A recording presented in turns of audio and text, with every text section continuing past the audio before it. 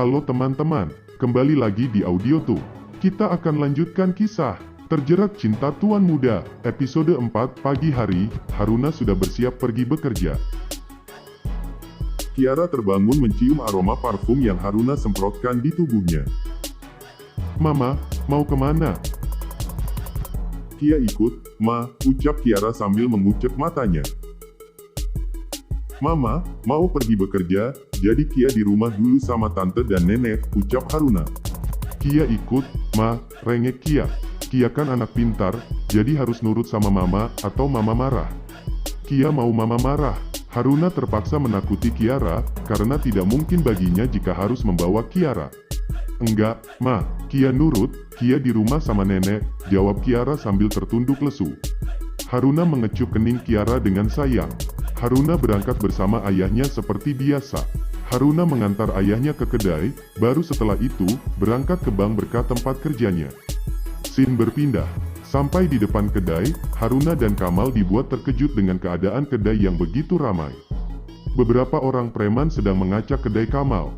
Para pegawai Kamal tidak ada yang berani masuk, mereka berdiri ketakutan melihat para pria bertubuh besar dan sangar. Haruna dan Kamal juga panik. Haruna menelepon polisi.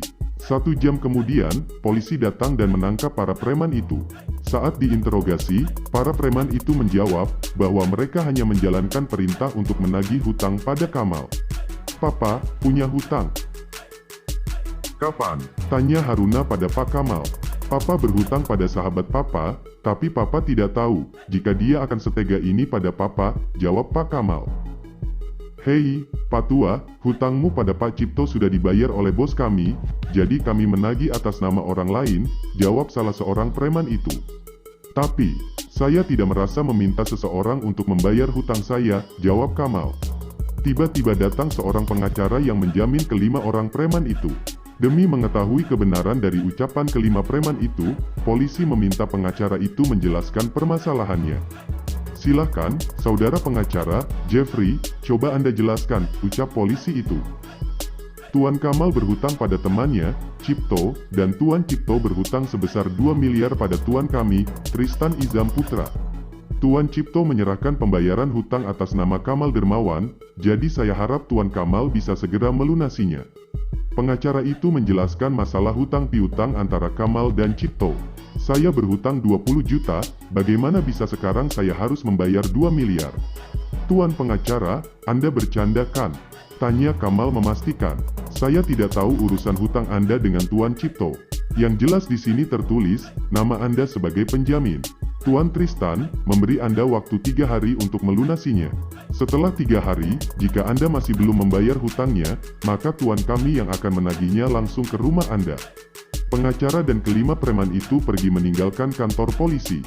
Tersisa Kamal dan Haruna yang masih duduk di pos jaga di kantor polisi.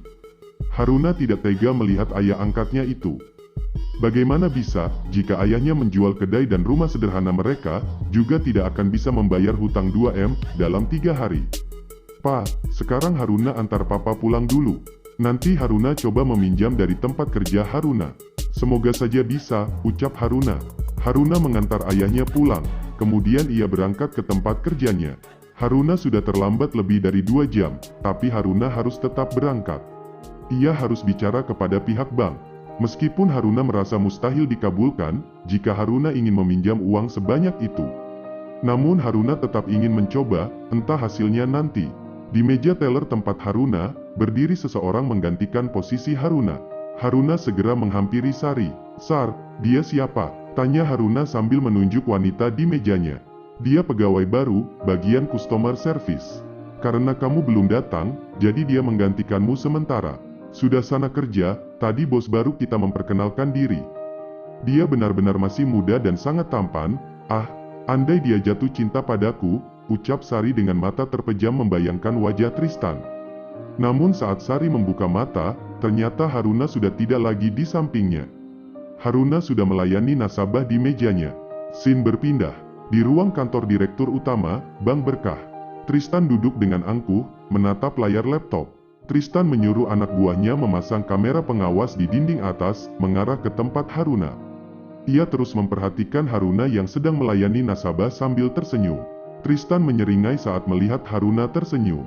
Kita lihat, sampai kapan kau akan bisa tersenyum seperti itu, ucap Tristan dengan sudut bibir terangkat. Levi berdiri di depan Tristan dan menatap senyum menakutkan dari wajah Tristan. Sungguh, Levi merasa kasihan pada Haruna.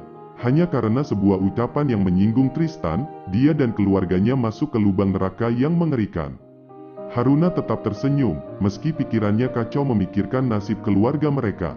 Bersambung.